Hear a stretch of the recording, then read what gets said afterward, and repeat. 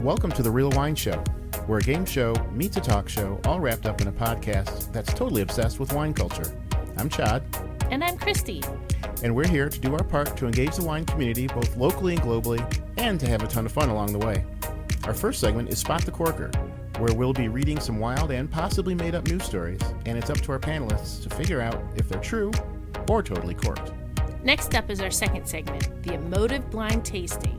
Forget all those fancy, stuffy wine terms like tannins and vintages. We're going to throw them out the window.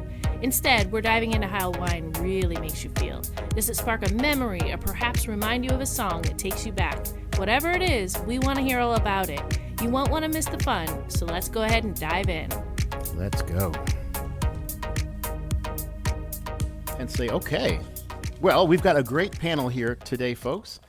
We are joined by a trio of some pretty seasoned wine pros here. So I'm excited to wrap up season 5 with these three gentlemen. First up, we'll introduce Austin Beeman. It's a guy you may have run across in your YouTube travels on wine. He's got some video stuff, some really interesting video content, actually. Really deep dive video content.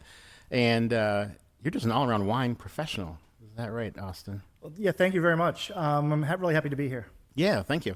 We're also joined, yes, by our buddy Matthew Horkey. He is an author, a wine author, Instagram fiend. You've been killing it lately, enjoying that content, and of course, plenty on YouTube as well. So again, another all-around guy, a traveling wine judge. You're always on the road. We appreciate you just got back up from Uruguay, yeah? And Argentina, thanks. And Argentina. Thanks for having me. Yeah, excellent. And then my homeboy, our old team pro from the U.S. Wine Imports days, Dair Calder-Piedmont is here. He's up at the Fine Wine Source, which is the shop, I would say. It's the shop in Metro Detroit. So for people who need, you guys do a great job, of course. Jimmy's great. You're great. And you've got some fabulous stuff. So we're happy to have you all here. Why don't we kick it off, Dair, with your wine origin story? Well, interesting wine origin story. Yeah. Because you're deep, of course. Sorry to interrupt you, but, of course, I met your father, your parents years ago when I was in the restaurant scene. Sure. Yeah. And so a lot of that has to do with my origin story. When I was younger, I spent quite a bit of time in Italy, so Italian wines first were where I gravitated. Oh, yeah, Montessori. Your mother was. We moved to Montessori when I was very young, and then since then, my siblings and a lot of my family has lived in Italy through periods of time, which allowed me to get over there and see the culture and eat the food and drink the wine. And that was where it really clicked for me with Italian wines and food and sense of place and so forth. And it just led me down a journey of wines throughout the world, which we're going to talk about a lot today, I imagine. And but it all started there, and I was lucky to have some, mentorship and older people that had wines to share and saw some that I was engaged with it and wanted to learn more. And I guess it correlates to a lot of what I studied in school too, being geography and just all that sense of place. Yeah. Wine has that sense of place, for sure. But it really started in Italy for me. Okay, I wanted geography when I was in school too. I got to it late. I got to geography through history, and I realized, oh my gosh, geography is the piece that kind of puts the action spin on the history. Yep. I got there a little bit late, but it ties it all together. It really does. Yeah, it's great. Well, thanks, Dair. Matthew, what about you? What's your wine origin story? I remember my last year at Michigan State. I know we're in Ann Arbor, but That's my school too, right? Saw a little film in the theater. It's called Sideways, 2004, and I thought, wow. I was never really a wine drinker, an alcohol drinker, but I want to learn about that stuff. I lived abroad for. Wait a minute. How did you do that in Lansing, by the way? I didn't. I was a senior. I was about to leave. I went to graduate school. The wine scene there is not great. No. And I wasn't drinking I wasn't drinking in college, actually. I went to graduate school, and then I lived abroad. I had business abroad for 7 years, and then I exited. I'm a chiropractor by training. I exited that. 2015, I traveled around the world. 2015 to 2022, and when I started, I was only spending my money on wine tastings or eating, and I was like, my girlfriend at the time. And where were you at that time? I was in Singapore. Well, I was in Singapore when I had practice in Jakarta, and I traveled to Europe. I traveled through Europe, which I'd been already, but I was going through all over the place. Italy, Spain, Portugal.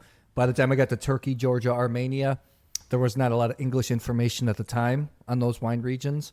And that's when I said, hey, maybe I'll just start writing about these obscure wine regions and work my way up. So I wrote books about that, wrote books about wines of Eastern Europe, especially Croatia, and then kind of worked my way up in the wine biz. And now, I mean, I came back to Michigan in 2022, but still every month I'm on the road, probably 10 to 15 days I know every you travel single a lot. month, Yeah. all over the world. I was very happy to catch you here finally. So. Yeah, I'm happy to be here. I'll have to have you on my podcast, actually, at some right point. on. Let's do it. Great. Austin, how about you? Where did things start for you with wine? What's the So after college, I was basically looking for something to do, and I spent a year studying abroad in the south of France, in Pau. During that time, I fell in love with wine, and when I came back to Toledo, Ohio, I started working part-time at a local wine shop, and turned out that I was very good at communicating the passion that I had about these small production and high-quality wines. Eventually, I started working in retail, running my own retail shop over at Walt Churchill's Market in Maumee, and I was meeting lots of really cool wine people and realizing that the average person was not getting anything near the kind of access to winemakers that I was getting as a buyer. And I started making videos because I had been a professional video guy prior to getting into wine.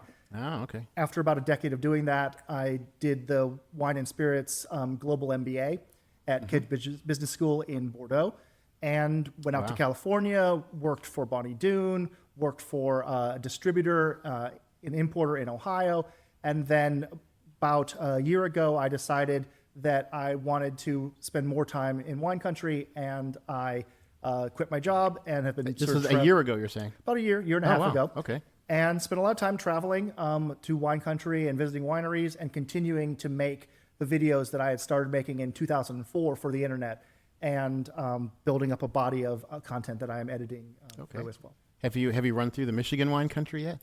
Yes, actually. I went up to Leelanau Peninsula a couple, maybe 10 years ago.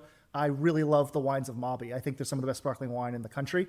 And when I was out in California, most people in the wine business out there had never tasted a single bottle of Michigan wine. Right. And so I got a bunch of half bottles of Mauby, and I gave out a couple cases of that as Christmas presents. Oh, they really? Were literally blown away by how good some of those wines were. Wow, that's awesome. That's great to hear that you're so excited about them. We love that. They're fabulous.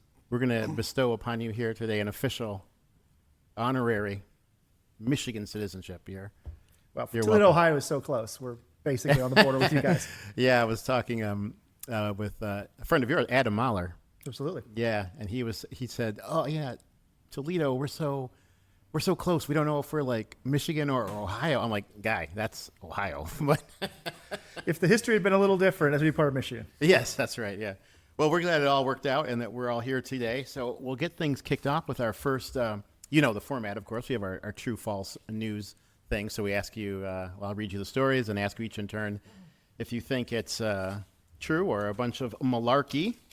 And let's kick off with something called natural wine for the win. So our news story begins. It has been determined that the 2020 Hummel Schillerwein can be on the German market after a consequential legal battle. Initially, the Berlin Pankow District Office issued an order to destroy the wine after a March 2024 inspection in a Dresden retail shop found the wine's volatile acidity exceeded legal limits and further described its taste as dry, not clean, unpleasantly prickling, and coating the palate from the start. Harsh, unbalanced sourness, lingering, and abrasive in the aftertaste, which is pretty damning, I would say. Hummel fought back, arguing his natural wines appeal to those who appreciate higher acidity. Now in higher court, a second sample tested showed acceptable VA levels, but the board affirmed the wine just tasted nasty. Ultimately, it was ruled that since only one sample exceeded lab limits, there was no evidence that the wine was unsafe, and acknowledging that the wide range of flavors in natural wine don't constitute spoilage, that the lower court disposal order was unlawful, clearing the way for the wine to return to the market. So I want to know, do you guys believe that this is a true case and a validation of natural wine? Or do we just destroy your faith in the truth? I'm going true based on German culture and how Germans think. And it just, to me, it sounds quite true.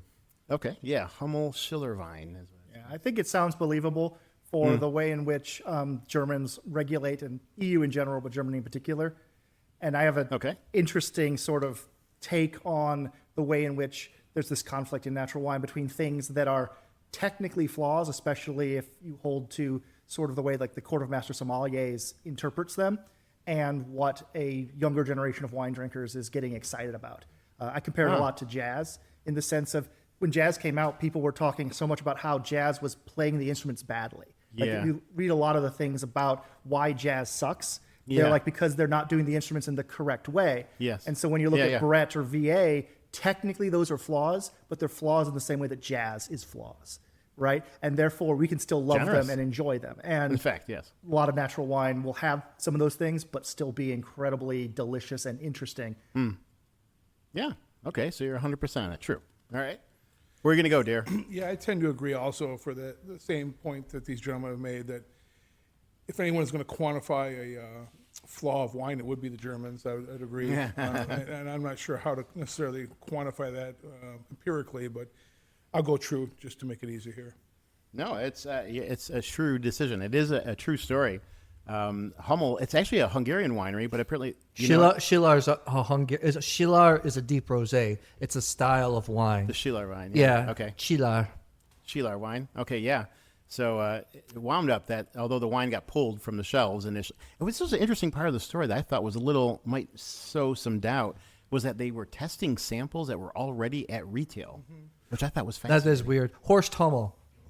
That's the producer. Hummel, Horst Hummel. Yeah. Great wines, actually. Fantastic wines. Okay, yeah. So the wine wound up going back to the warehouse, the stocks. He has a warehouse, I guess, in Berlin, which is why this took place in Germany, although it's... Well, he's Swabian. Down in the south in Milan in Hungary, a lot of Swabians settled there. So there's a lot of German influence. Okay. That's like the premium red wine region of Hungary. Yeah. So that was a very interesting story to me, and I thought maybe that would trip you up a little bit, but apparently not, because you all scored that one perfectly. So we're going to accord 100 points across the board. Nice. All right. Yeah. Go team. Yeah. Move over, Mr. Parker. Yeah. I guess a question, though, that also came up with this, what do you think about our U.S. standards for wines, right? Because they have to go, but that happens at the winery, right? Where they'll go, and if you're working with the appellation will taste and test. What do you think? Are we too loose, too stringent with those? Do you have any thoughts about that? Like, could a Napa wine come up as being too natty or something, for example? I think I know from personal experience, a lot of my European winemaker friends are quite envious of what happens in the U.S. because there are way too many rules in the EU. And if anybody spent liberty here, huh? And if anybody spent, I think it's funny, wine professionals that haven't spent time in the cellar and they want to quote all these numbers and things. I said, if you guys were in the cellar and you see what happens, your old romantic idea of wine would be completely smashed, because at the end of the day, it's a consumer product. We have to sell it. Yeah. And you have to meet technical specs. Yeah. I think I'll never forget one day a pretty well-known, I'm not going to name him, winemaker. I know him very well in the Roussillon. I was in the south of France, gave me a wine. He said, what vintage do you think this is? I said, I don't know, 15, 16. He said, you're right. It's 2015, 2016, and 2017. Oh, it was a multi-vintage blend. No, but he's going to let, because that's... I mean, it's technically allowed, right? 15% is legal, but a lot more than that. A lot of stuff happens in the cellar. You're right. That people don't want to admit. Yeah, or would have a very hard time. A lot of mainstream wine thought would have a very hard time working it in to its proclamations about what is what. It kind of gets what you're saying too about this is how you make it. We have very kind of fixed ideas about what makes wine great, right? Like whether it's old vines or, I don't know. And that's such a big challenge, I think, for an American wine consumer, is because American wines in general have such a lack of regulation as to what they can be. So like if you have a wine that is from Napa Valley, it can be darn near any grape, made in darn near any style with darn near any level of alcohol. Right. And it's so difficult to understand, is this Pinot Noir from California going to be something that's super high alcohol, super sweet, super thick, or the same Pinot Noir from the same region could be 11.5% alcohol, super lean, acidity, fresh, super acidity. And you don't run into those same issues nearly as much when it comes to wines in Europe because they are so much higher regulated. Yeah. What was interesting to me too was earlier at the earlier panel, there's a California Chardonnay. It's a de-alcoholized wine that says Napa Valley on it. Like how? I thought. I mean, I don't know. Is this different for DL? You guys know? Can you? Maybe it's not regulated if it's not wine. I don't know. I mean, Yeah, I don't know, but I know that wine is not an inexpensive wine. That wine costs a little bit of money. Yeah. So to have a Napa Valley producer making a wine, removing the alcohol and putting it on the shelf, it's inherently you think it has to, have some price to it. did you try that by the way? I did. What do you say about it? I certainly think it tastes like Chardonnay. It tastes Wow. like California Chardonnay. Very cool. I haven't tried it yet. Yeah, I've sold some of that wine. I've never tasted it in the past. And its price point, it ranks among the top from what I'm familiar with. But I was kind of pleasantly surprised by it. If you're looking for California Chardonnay profile, Yeah. that's what it's going for. And Okay. and maybe a little over the top with that, but Yeah. it achieves. Yeah, I was just surprised to see a non-alcoholic Napa Chardonnay. I guess I thought they would have been a little more protective about it, but it gets to what you're saying about there being quite a bit of leeway. Yeah, liberty for. Yeah, it plays into how much flexibility you have. And I was at during my MBA program, I was out in California. I was at a very large producer of wine. And one of the things that they said is that at any given moment, they have about 200 to 300,000 cases of wine that is uncorked but unlabeled. So that because the regulations are so loose that they can bottle this wine under this brand at $8.99, bottle the exact same juice under a different brand at $29.99, because as long as you're following the rules, it's Right. from California. Their rules, It's yeah. the grape it says it is. Yeah. It's the alcohol level it says it is, and it's the brand that they say it is. Yeah. And so most people, when they hear that, are utterly appalled that is the case. That you could be getting got and you could get duped. Yeah, and most people don't know, and frankly wouldn't necessarily care because of the branding being far more of the thing than the terroir, because there is no regulatory issues around the terroir. Now, Right, Oregon and right. Willamette Valley try to do that a little bit differently, but in general, California, the biggest producer, is much more open and much more free, kind of like Americans. We're much more open and much more free than a lot of other societies. Sure. Okay. What do you guys have in your glass? Let's do a quick glass check and see what do you taste in there. You've got a red wine there, I see, Austin. What do you Yeah, have? so I've got the Forge Cellars 2023 Cabernet Franc from Willow Vineyard. Forge Cellars is my favorite New York winery. Are they North Fork or They're East Seneca Lake. Seneca? Yeah, Finger Lakes. Okay, Seneca Lake. Yeah. Okay. And one of the things that Rick Rainey, the winemaker, really likes about this region of East Seneca Lake is that it was picked because they're able to ripen dry Riesling in every year, but in occasional warm years, they're able to ripen reds. And so this single vineyard Cabernet Franc, they make very small production levels of this, and it's only available in those years when they get just enough ripeness that they're able to get reds. What do they do with the fruit otherwise? Do you know? I think it just doesn't ripen, or honestly, I don't know what they do with it, but Yeah. it's quite possible that they don't do much with it. I'm sorry. What's that? Bobby's. Okay. So it gets essentially declassified. Yeah. Okay. Yeah, and they're doing a lot of single vineyard work. The joke is that they're trying to single-handedly do for New York what the monks were doing for Burgundy, except they're just one winery. They're doing so many different micro plots. It's super exciting. Yeah, I've tasted a couple of Forge wines now. I don't think that was it in a Bordeaux bottle in the past, or no? Always. It was in Burgundy a like this? more. It has been in the reds have been in Bordeaux bottles. Yeah, They okay. have moved toward I think a 99% reduction in the weight of the bottle, so they're really looking environmentally connected to Nice. reducing their signature. Nice. Very significantly. Wow, that's pretty cool. My All right. friend's the consultant there, smoking hot woman too. She wanted some women. All right. Well, I guess I better plan my Finger Lakes trip, huh? What do you have in the glass? Well, I brought the Vesuvius Piedra Rosso in Amphora, but I don't have. I don't know who brought the Amiel Lorejo from Viña Verde. I love this producer. I've been a big fan. Oh yeah, yeah. although- I did bring that one. Yeah. You brought it as well. I've loved their wines in the past. I think Portugal, obviously has the reputation of great value for money. but I think the whites are just incredible. I'm a big fan of the Dow whites, the Encruzados, Yeah. the Rejo I'm a big fan of. Is good value for money? Is that your way of saying they have a reputation for cheap wine? But good cheap. It's still. I don't know how many of you have been to Portugal. I've been often, and it's one of the last countries where you still can get wine cheaper than water. The 99-cent red wine on the bottom shelf is good. It's drinkable. Yeah. It's very nice. Well, I was interested in these, in the varietal designated Vino Verdes, Yeah. I thought those are a really interesting category. Vino Verde, there's some real serious stuff happening up there. Yeah. Guys make it in M4. Guys making old school Vino Verde where it's still on the sediment, just like you would get from Colfondos and Prosecco. Yeah. So there's a lot of interesting stuff happening, and even reds. There's really interesting reds happening at Susau, high acid grape variety, Jaén. So Portugal is exciting. It's not my favorite region, but Portugal is an exciting place. I'm actually gonna working my life out to live there a couple months out of the year. Oh. So I love Lisboa. Very cool. Yeah. All right. What's in your glass, Dair? You guys are... Yeah, I have something Tell here me, from yeah. the very south of France. It's a Rouleguy Blanc from Harry Mina. That's what I'm drinking, too. It's a great producer, a wine I'm very fond of.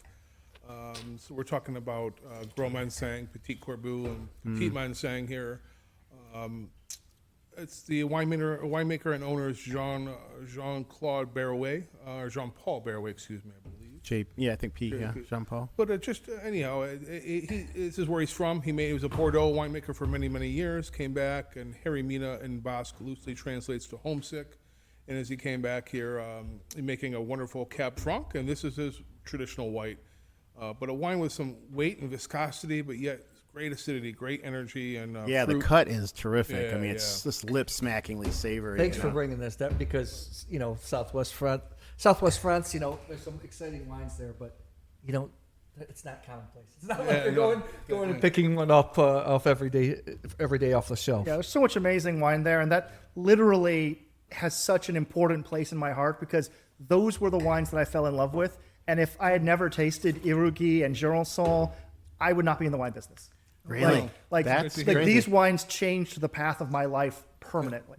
Yep. And I can say I remember the first time Super. I had this wine, and it was a very memorable experience to see something that did a lot of things, other wines I liked, such as Chenin Blanc or Riesling, and had all these things rolled into one bottle. It really was an eye-opening experience, and since then I've looked for others and trying to dwell more into the Rouleguy and Jurançon and so forth, and the dry wines. Because they obviously make wonderful dessert wines, but there's a lot more out there that we don't see or commonly on the shelf. Can we say also, thank you for bringing this, Dair, and like my first love for fine wine was Italy. And I like the unique indigenous varieties. That's why I like Eastern Europe. But I have to say, every time I'm in France every year a couple of times, and they just I think the French are the benchmark when it comes to white wine, especially barrel fermented whites, man. They just I can agree with that. They sure. just know. I mean, even all the countries around the world, all the winemakers will secretly admit to you. I mean, obviously, France is the model for fine wine all around the world, but this is beautiful, and it's probably not. What's the price point on this? Around $50 a bottle. It's got wonderful texture. I tell you this as that saying. This is how good I think this wine is. Yeah. I travel all the time. I taste like 3,000 to 5,000 wines a year. I judge 6 to 7 wine competitions. I just got back from Argentina. I don't want to look at wine. Like when I sat down, I put this in my mouth, and I actually want to take a sip. I've been spitting it, but I want to take a sip. That's how good it is. So thank you. Awesome. You're very welcome. That's high honor and great. The wine's being appreciated. It's wonderful. Yeah, it's delicious. Yeah. And you guys did a great job. I mean, I'm scoring the glass, the glass check here. You did great. You each earned 500 points, but an extra 100 points to you, Mr. Beeman, for the life-changing we experienced a life-changing. It's legit. I like so that. that's going to pop you up in the lead by 100 points overall. So And I'd also like to say I was very thrilled to see a Finger Lakes wine here that Austin brought. I'm somewhat familiar with Forge, and I'm familiar with the Finger Lakes to some degree. Love their wines and don't think they get enough exposure. Forge is thought in the highest regard, and I've never had a Cab Franc from them. So thank you very much for all I've read and heard about how wonderful these wines are. It is spectacular. One of the great, I think, shames of the wine business is that the Finger Lakes and other areas in New York are so close to arguably America and maybe the world's most important wine market, New York City. And the sommeliers, restaurateurs, and retailers of New York City absolutely refuse to give most of these wines the time of day. When they're having events and trade shows and things like that, their ability to pool the great sommeliers, the great retailers of New York City to taste these wines, to consider these wines, to promote these wines, is incredibly difficult and utterly tragic. And I think a shame on all of us for not supporting these cool climate wines, which will only become more important as time goes on. Yeah, with climate we need change. more great cool climate areas.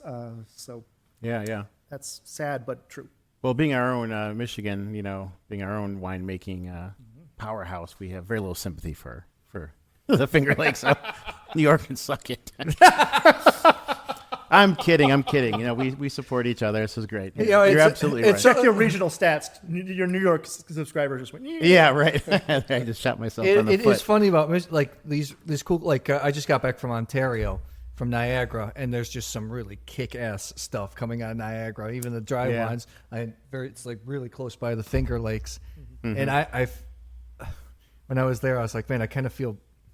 I guess I can say that I'm independent. I feel bad for the quality overall in Niagara was just far superior to the quality that was happening here. Really? The quality was outstanding. It seems like such a marginal area to me, Niagara. Like it gets cold up there, man. Well, you have an escarpment that you're in between the two lakes, and there's about a 300-foot escarpment that keeps the air circulating, so you can grow Vitis vinifera. Yeah. But man, the Pinot Noirs. The Pinot Noirs there were very, very good. I was really impressed. Oh, so you said Ontario side, not New York side of Niagara. Yeah.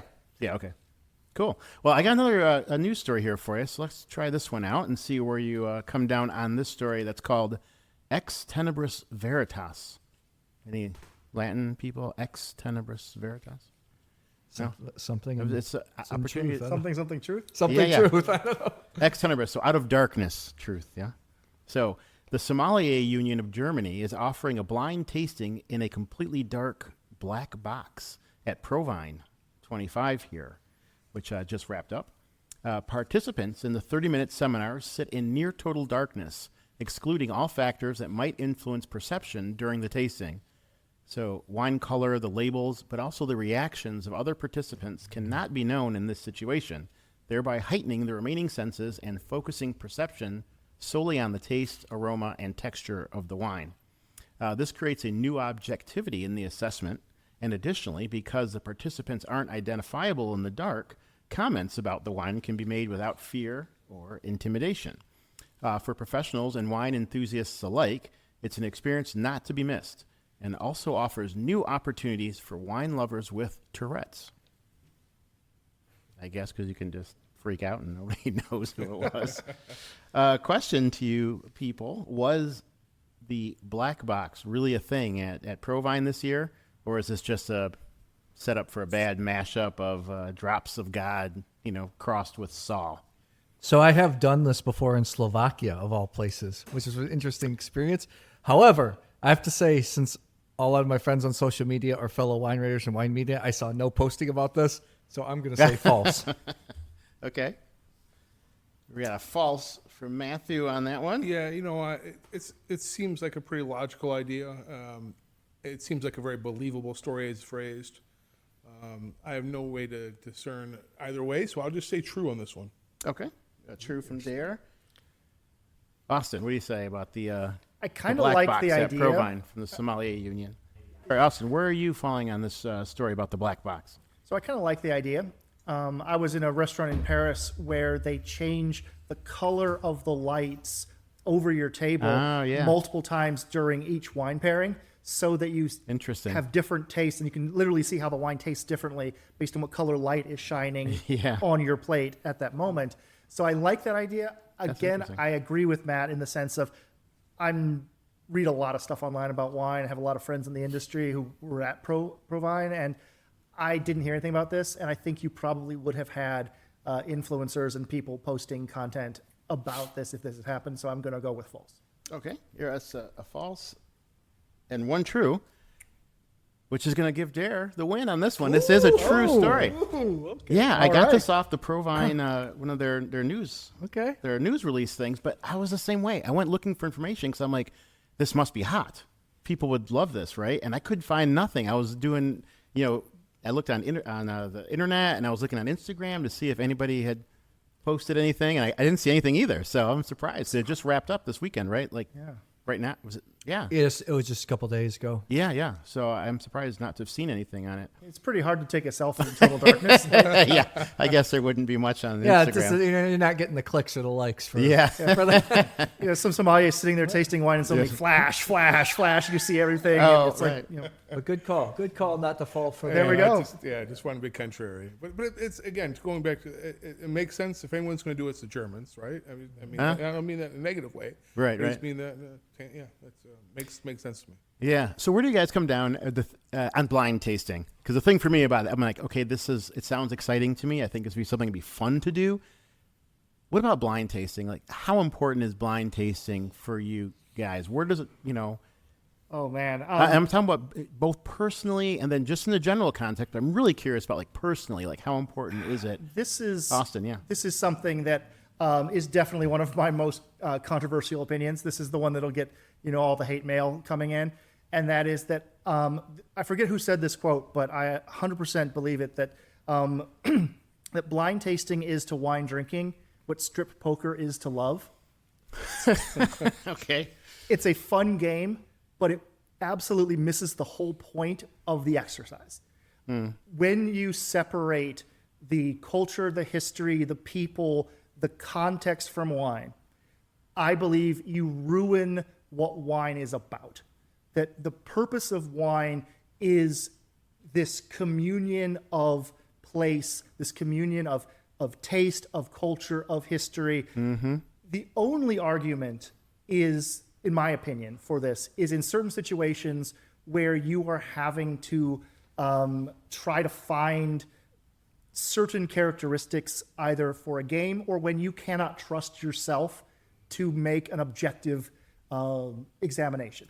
Which is a great point because we often go through this. Dair, we were in a tasting group for years together, which we did blind, and the question of can you be objective, I guess, is really at the core of this, right? Like you said, we call it trust, but it's like, can you trust yourself to be objective? We study in class that when people think a wine costs more, they like it more.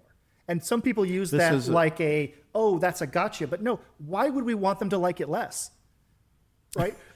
Well, yeah, there should be that, right? So it's like if we're trying to be too objective and ripping out everything that's unique about wine, sure. I utterly hate that. I hate that idea. Yeah, okay. I'm 100% against it. Cool.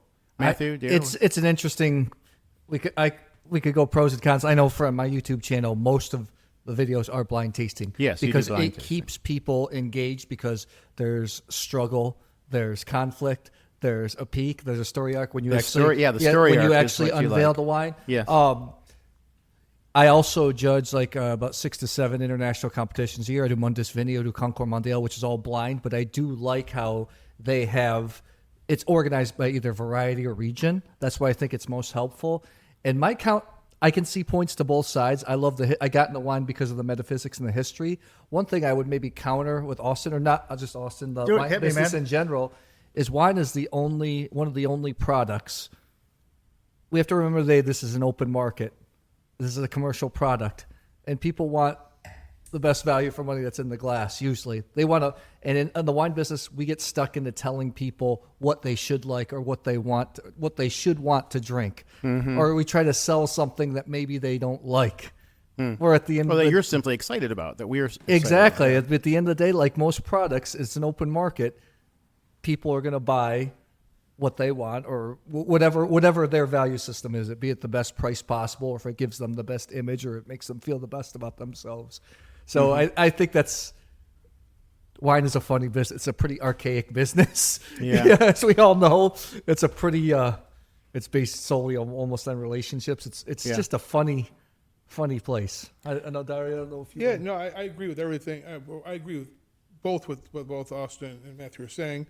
I think you can't remove the sense of play. All the things that go into wine, But blind tasting can be done for different effects. It can be done to judge the quality of the wine and what that means to a consumer for selling the wine.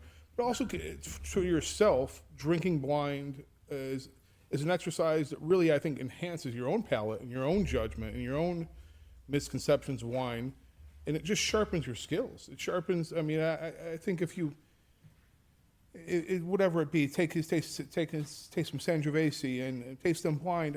You hone in on things that grape or that wine or that region give you that help you, I think, going further in your wine drinking career. Not to use the word career, but it's a helpful exercise. Is to sharpen your own skills, to associate flavors and what it is and why it is, to kind of circle back to what Austin was saying, to why it is what it is. I think you can make some of those determinations, but it certainly is not the end-all, be-all, and I agree with that. Right. But it's a fun exercise, and I do certainly think it sharpens the taster skills, and I like it for that aspect alone, not necessarily in judgment of the wine, but just just for understanding wine. Exactly. And that was the strip poker analogy. It's a fun game. But a lot of what wine is very few people who ever buy a wine from us are going to drink it blind. Yeah, right. Almost no one. Almost no one. Almost no one. And a lot of times if you have, say you're blind tasting two things, you have to be really, really, really micro-specific in not even just know it's Bordeaux. It becomes vitally important to know that it's Saint-Emilion, that it's this vintage. You have to know all these things, because if not, then what you might be comparing whether somebody likes Merlot or Cabernet better, right. You know? Mm-hmm. And if you have two wines that taste identical, and one of those wines is made organically, and one of those wines has every chemical additive in the world, they might taste identical, but it will either matter or it won't to the consumer or to the drinker which one they choose to drink and which one they want to consume. And all of those things for me override the actual, chemical nature of what's in the glass. It's also, I maybe contradict myself a little bit too. I think we know that there's wine's the most complex beverage on the planet. There's 1,000 volatile compounds in wine versus tea, which is next closest is 600. And then neurologically speaking, we can only consciously identify 30 to maybe 50 bits of information a second. So how much, and then let's simplify that. So maybe 25 flavors at most, 30 flavors at most. And I remember I was my friend is a perfumist. He's a Swiss perfumist. He consults Bollinger and some really big brands around the world. He has isolated different volatile compounds. And we were in a workshop once. In wine. Yeah, in wine, all the different compounds. And I was sitting next to a gentleman, he was a collector. We were all wine professionals, and cinnamon came around. We all know cinnamon is very pungent. The gentleman next to me could not smell cinnamon. He literally... Your parfumier friend? No. The perfumist was giving the master class. This was somebody in the crowd. He couldn't smell it. He literally couldn't identify. He could smell nothing. And that was the first time in my wine career that I was like, wow, taste is really, really subjective. Yeah, and that was a wine pro. Yeah, because that guy was a wine collector next to collector, me. Okay. But yeah, like he literally just neurologically he could not identify the smell. Like he couldn't pick up anything. Yeah, and that to me, I was like, that's when I stopped really fussing about flavors. Yes, because which kind of gets back to Austin's point too. Everybody, the rest of the story is kind of interesting. Yeah, so and that's why we all get together and we discuss this stuff, and there's no real right answer. Although some people tend to think that they're right. I've been guilty of that too. So I'm not gonna. The classic context for that, which is very similar, of course, is the whole cork taint issue, right? Like when you sit down with the bottle and a bunch of people, like the number of people who can identify, the corkiness or the different levels of tolerance too is just, it really calls into question. There's certainly no absolute sense of taste, right? More than once I've been at a wine tasting and been too busy opening bottles and pouring and didn't taste each one. And I remember pouring the stainless steel Riesling for a bunch of people and hearing everyone come back, oh, I love how oaky it is. I love how oaky it is. I love how oaky it is. And then I taste it, and it was the most corked you can imagine. But because for the average person, any hint of wood is perceived as a positive. So why would I take away the pleasure they're getting from this horribly flawed wine? It comes back to natural wine, high levels of VA, high levels of other things. Why would we take away someone else's pleasure for liking something that's objectively wrong. Oof. Okay, so that's pretty radical. So first of all, I've heard that sweet sells. I did not know oak sells. Is that something Dair, you're in retail, you know. Is oaky? Not that it used to be, not from what I understand. And it certainly correlates to Chardonnay, right? I mean, Yeah, of course. That's the kind of I love classic to thing. see work in retail now that people are going away from like people that they don't have to be drinking the most expensive wines, but they want to explore, they want to open themselves up. They're kind of turning away from that style, which I really enjoy seeing. Yeah, it was the easy out. You just say oak or butter, and these. That was what you're looking for. But yeah, this isn't my experience, but I think people are looking for a little more nuance. And I think that the whole and wine is certainly trendy and cyclical, but the California big oak bomb Chardonnay is not a common trend right now. So I think that. Yeah, well, in fairness, I mean, also, you weren't necessarily saying it was oak bombed out, but Right. The other thing that's interesting about your story, Austin, is that did you pull it back, the wine, or say, wait a minute, did you I tell used it them as a this is teaching moment. flawed? You did. Okay. I used it as a teaching okay, moment. Okay. And So I you asked- didn't have any compunction about saying, wait, this should not be this way. No, because okay. I always, my principle throughout my whole wine career is to be completely honest with people. And so I never recommend a thing that I don't honestly believe they should be drinking or that I honestly believe is valuable. And so in this situation, there was more value to our store about having them understand what had happened here and then trying to come up with why they liked it and what that meant for other things. And because so many people, we're all in this world where we're so far down the line of our knowledge and we're so far down the line of what we think based on our own wine bubbles that literally the first couple weeks of the wine MBA class was people using data, facts, and peer-reviewed studies to break our assumptions about what people actually like, what people actually buy, what the market really is, not our tiny sliver of fine wine shops Did you or find cool it? restaurants. Did you find it enlightening? Did you go there with that kind of? Can we call it prejudice?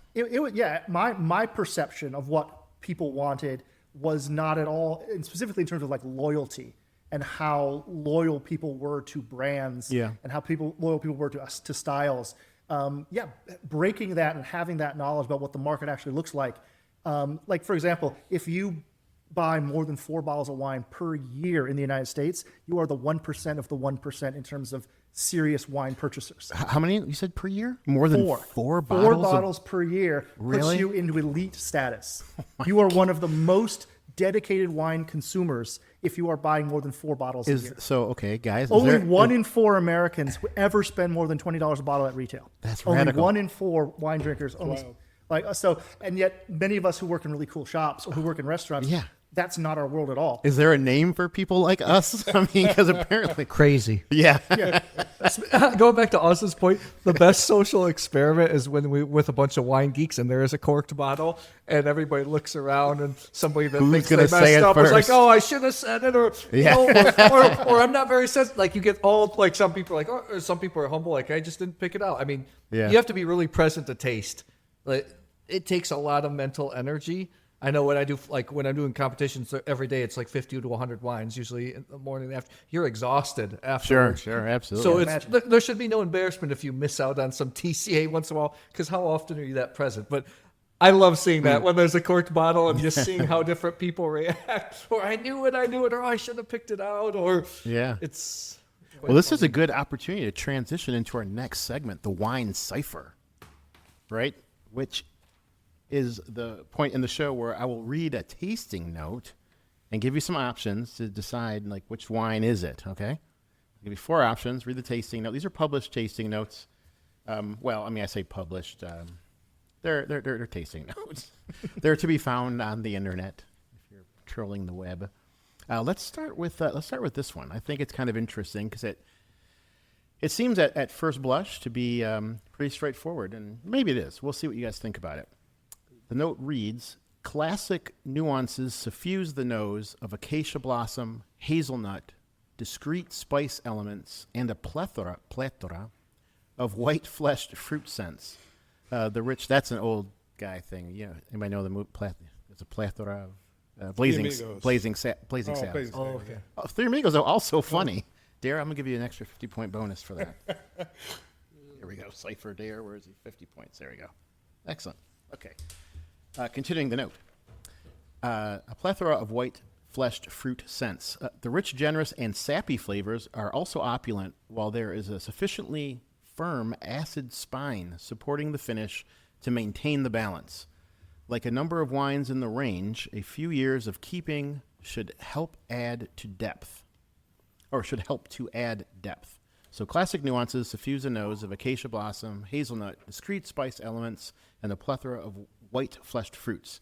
The rich, generous, and sappy flavors are also opulent, while there is a sufficiently firm acid spine supporting the finish to maintain the balance. Will improve with age. Our options here are 23 Willi Schaefer, the Grocker Dompropst Riesling Cabinet from the Mosel, the Louis Jadot 22 Merceau, Kongsgaard 22 Napa Chardonnay, or the Ariana Occhipinti 23 SP68 White Sicilia Bianco. So,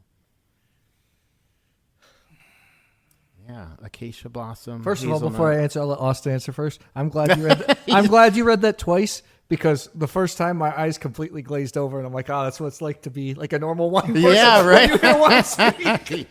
Exactly. And that's why I was saying at first blush, this seems like a pretty straight ahead kind of thing. Like it'd be a typical kind of if you go into a shop or you look at like a little shelf talker or something.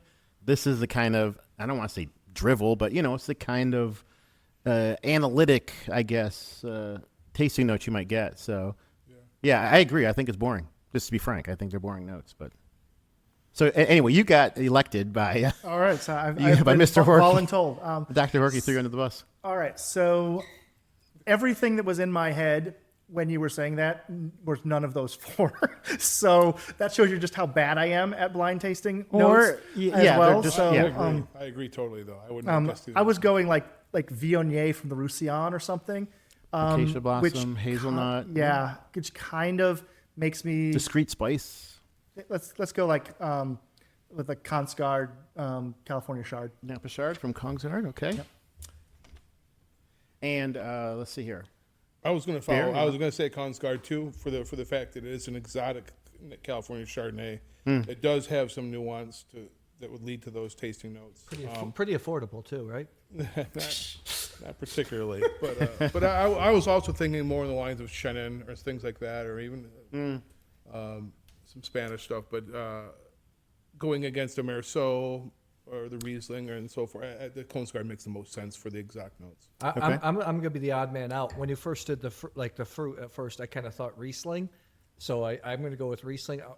I think it was Merceau or the Kongsgaard. I actually thought Chenin was probably like Sauvignon. Yeah. It's more it would match more, but I feel like if it was the Merceau or the Generous and Kongsgaard, there would sappy be more flavors. clove or more spice or more hints of vanilla, that type of stuff. So Yeah. I'm gonna go with I'll go with first just like blind tasting, right? You never second guess yourself. Yeah, that's right. I'll Go with through Riesling. gut. I'll Yeah. go with Riesling. With Riesling. Okay. This is a note for the Louis Jadot 22 Merceau. Wow. Hazelnut. But you guys are close. I mean, the Kongsgaard Chardonnay. I mean, these are Chardonnay kind of, although there's no note of apple or anything, just white fleshed fruit scents on the nose, then sappy flavors. So, a little confusing.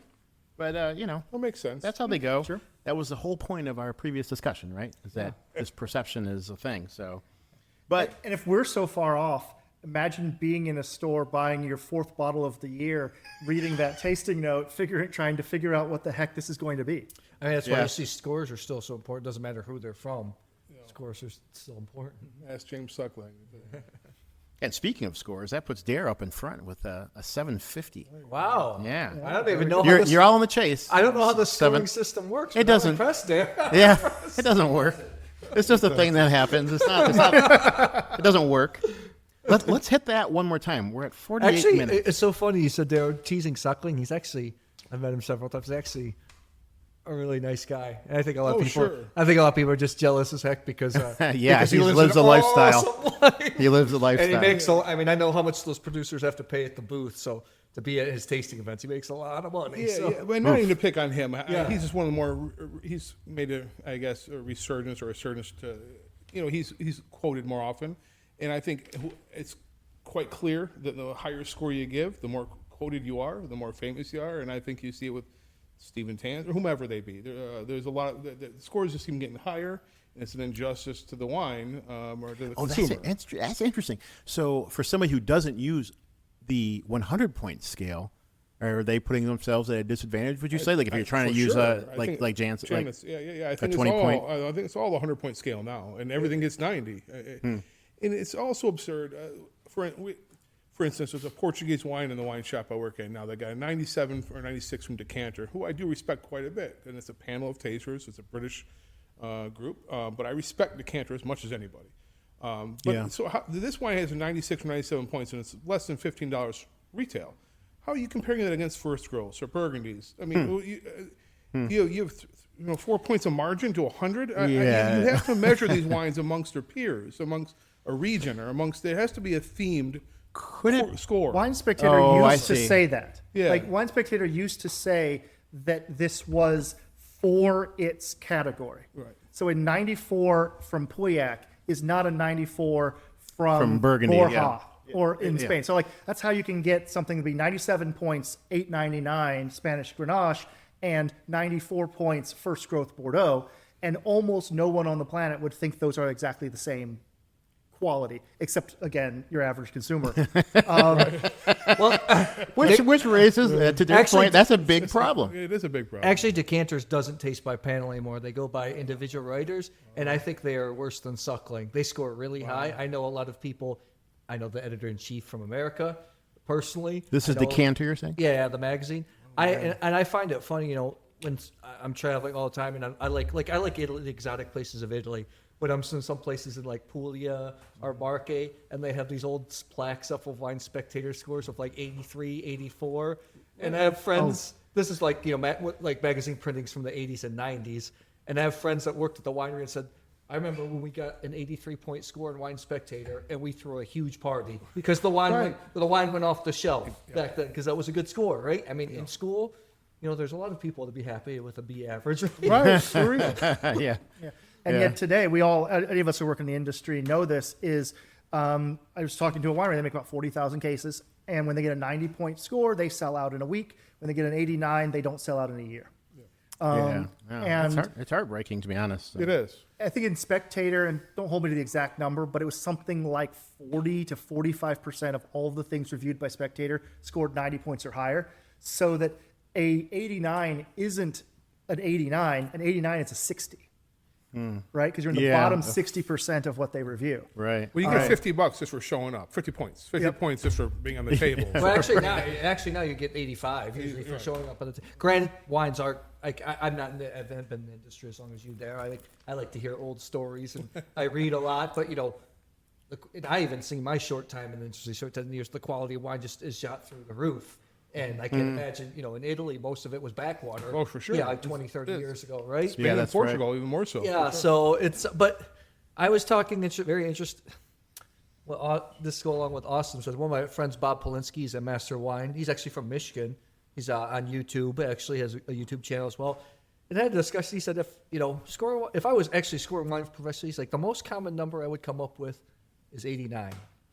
And I said, what? He said, if the wine's well made, it's delicious, there are no flaws, I feel like it's 89. But to me, it has to have that extra something to be a 90. And that's changed my thought process quite a lot over the last couple of years.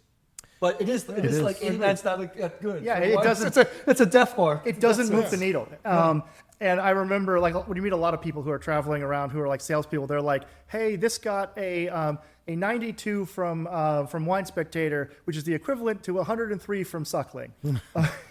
Because there's such a disparity between the scores of some reviewers that I always dreamed of having a computer program where it would calculate that score against that reviewer's average. Oh, yeah. So Yeah. this is a Sure. 95 from Suckling, Sure. which puts it in the bottom 20% of scores he gave for Bordeaux this year, or something like that. So you would actually see which percentile it was in. Yeah. Not objective. So somebody who reviews very harshly, they might score at 89, which is in the top 20% of what they score. Somebody else scores a 95, which is in the middle 50% of what they score. Wow. And that would be, maybe that's something that AI can make for us in a year. Yeah, that's actually a pretty good idea. Although I would, just from a novelty perspective. Yeah. Because I would say that over my time in the industry, the reliance on scores has gone way, way down. It's almost to the point. Maybe consumers. Austin, go. Sorry, dude. You know where I'm going. That is our world's bubble. Oh, right. What are we again? The crazies? Yeah, Is that what it was? we are deeply passionate, and we buy from fine wine shops, and we know winemakers. We travel to wine country. But as the market has moved to much more chain corporate business, like the Whole Foods, the Costco's, the Total Wines, the Wine.coms. Whole Foods. What a disaster, Whole Foods. What a disaster. Such an What a important part of the heartbreak. business now. Like, if you are making any kind of reasonable production level and you're not selling to those giant chains, and those chains buy very significantly on the score because they know they can sell on the score. And internet, specifically Wine.com, that sells on the score so powerfully, and there's such a huge part of the Wine.com in so long, really? Okay. They're selling so much wine. They're selling a Really? massive quantity of the wine that is being sold in the United States. And so is Total Wine, and so are places like Costco. I found it fascinating. I started opposite. Most people start in retail or working on the floor. That's how I got into wine. I started by traveling, by seeing the places, by writing about wine. And when you're writing about wine, you're in that bubble in the peers. You're going to all these small producers. Everything's great, blah, blah, blah. Yeah. So I started working retail recently because I went the other way. I'm old. I'm too old. I don't want to work in a restaurant. I want to work retail. And I am so shocked how ratings. The scores really matter, and it doesn't matter. That's why. That's why there's like a proliferation of wine competitions. They understand this. But okay, no, I'm sorry, Matthew. Finish. I think what's misleading, I want to go back to what you said. Like the decanter wine competition, they have different price tier categories. So if you're getting a 95 in the prices are probably under £7 category, that's not the same as a 95 in the premium category. It's quite misleading, but it's got a score, it's got a high number, so it's going to do well. For whom are the ratings important? You said consumer, but is that only in certain, like you say, in the mass outlet shops, but you're not working at a mass. No, you're working in a boutique. I work part time at Plum, and my customers. Oh, Plum, yeah. Okay. My customers that are buying, I'm the guy that's selling mostly from the cave. So my collector clientele that are like spending serious money, hundreds of dollars a bottle. For me, they have to have 95. It has to be 95. It must be mostly Parker, even though Parker Wine Advocate has to be. Mm-hmm. Okay. Yeah, because if you're spending that kind of $100, $200 plus on a bottle of wine, it's really, you can always find a high scored wine at a high price. So like in their mind, why would I ever buy an inferior product that is provably inferior because it literally was scored by Consumer Reports, by, right. If I'm looking to buy a TV, I'm not saying the scores in Consumer Reports don't matter to me buying the TV. And so when they're looking at wine as a consumer product, seeing somebody who has objectively, big air quotes that you're not seeing if you're listening to this, big air quotes, objectively rated this wine, you don't get to like open it, taste it, and bring it back if it didn't meet your specifications. You have to buy based on signifiers of quality, and a lot of people continue to buy on those signifiers, and specifically the corporate buyers, the people who decide this is going to go in 50 states of Kroger's. A lot of those people are not sitting tasting through boutique stuff. They're going to look first at, I only want reasonably good wine. So 90 points and above. Now I've got 20,000 to sort through. Now you chop. And so and again, if you're buying a lot of wine online, I know from working, doing like online sales when I was at Bonnie Doon, is having a good score and being able to then target like Facebook advertising against people who are looking for 94 points or a Wine Spectator. It sells. It sells $50 wine without anyone ever having to taste it. But Now- we shouldn't be surprised if you look at consumer behavior and human psychology. Like anything, people just want an opinion from somebody that they deem have better taste than they do. That's why we Right. love film critics, all those other Yeah, things. right. True. Very true. Gentlemen, before we can continue the conversation, I do want to prep you for the emotive blind tasting segment. So you have a bottle on the table there. Thank you, Bobby, for providing that for us. I want to drink more of the Henri meat. You can drink more of it. I just wanted to get you ready for that, because we, just keeping track of our time here. We should move on to this is kind of our closing segment, the emotive blind tasting. And we can pick up, you can continue if you wanted to.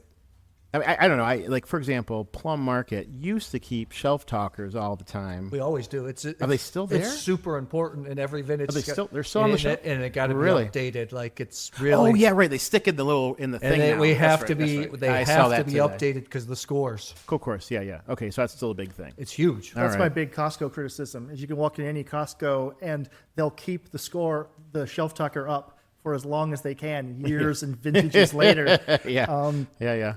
Even Jeez, I even guess- things that say like top 100 wines of the year, Wine Spectator, that'll be up there for 3 or 4 vintages. This is a depressing conversation for me because you're right. You guys are.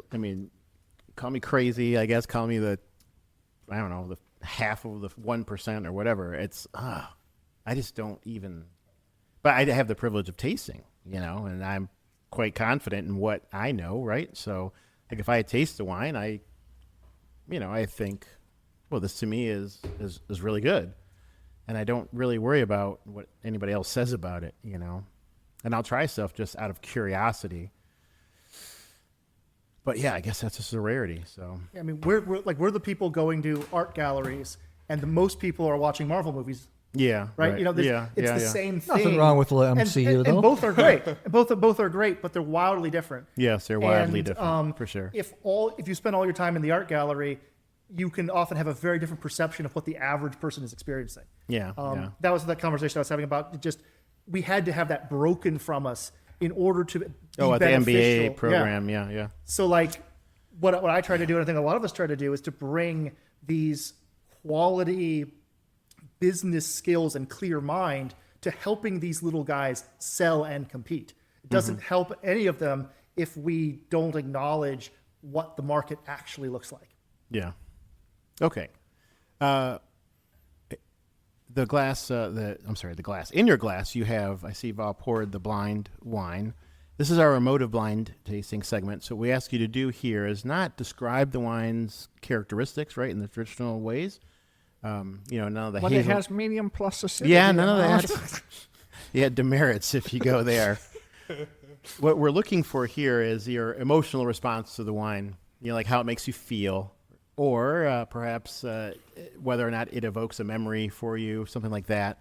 If you're not feeling that in a real strong way, we do offer the alternative of describing the wine as if it were a person. So, like, what kind of person would it be, right? Would it be, I don't know, a rough and ready lumberjack? Would it be, a bum on the street with a soggy cigarette? Or is that something that happens? I don't know.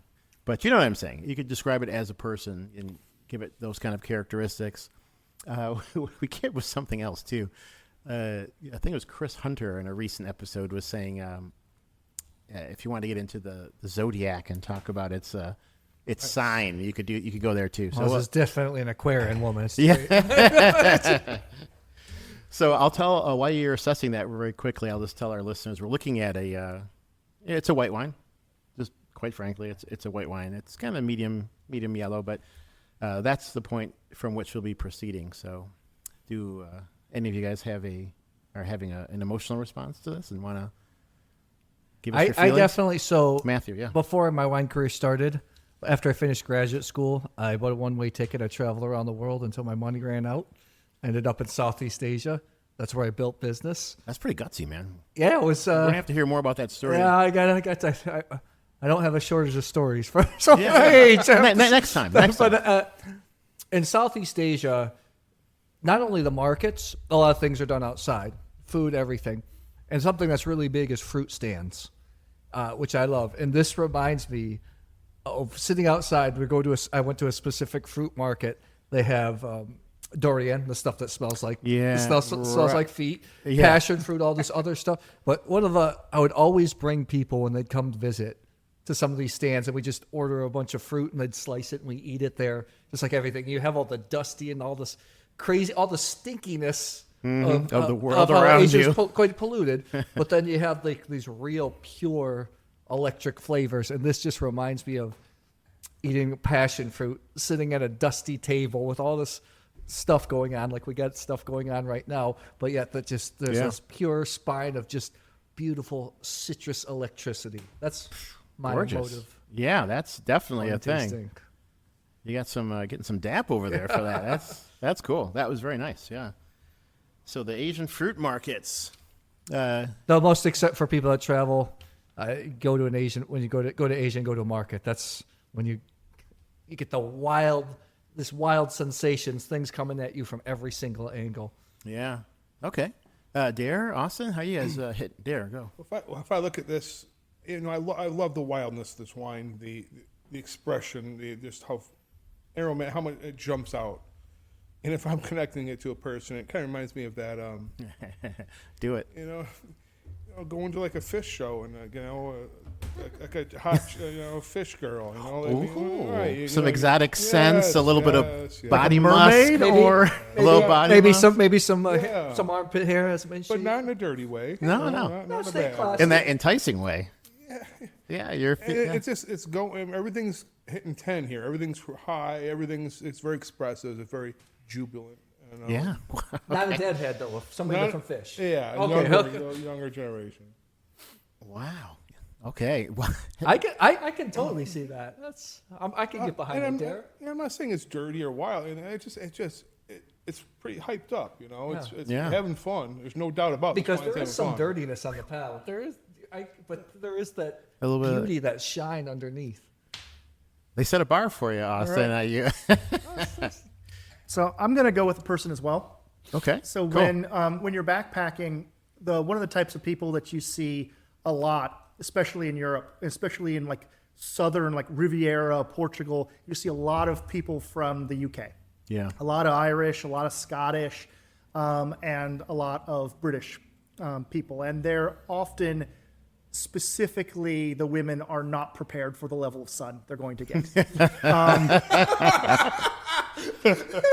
So I'm going to go with a Scottish college girl on the French Riviera. Getting blasted. Who's just roasted up. So like she like pretty white, pale. You have these white, pale things vibe that I'm getting, but then you've got this sort of wild burn thing happening. As well in there, and so that's manifesting as like a sunburn, and then maybe also some desire to treat that. I'm getting things that bring me back to some of the things you might put on to lotion to put on, creams, and getting a saltiness because we're in the sea, we're on the sea, and so but like that